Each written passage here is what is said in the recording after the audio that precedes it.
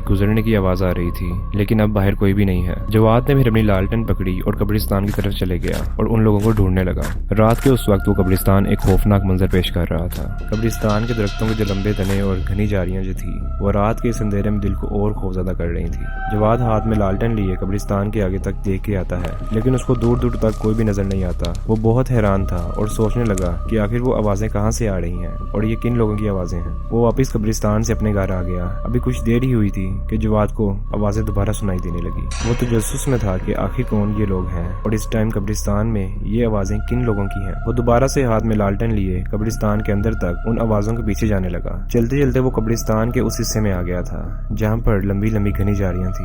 तो उसको वहाँ दूर खड़े एक जगह पे एक रोशनी नजर आती है। वो ये देख के हैरान हो जाता है कि इस वक्त वहाँ कौन मौजूद है। इसी सोच में वो उस रोशनी की तरफ आगे बढ़ने लग जाता है। आगे चलते चलते उसे यह नजर आता है कि वो रोशनी एक कब्र में से आ रही है और उस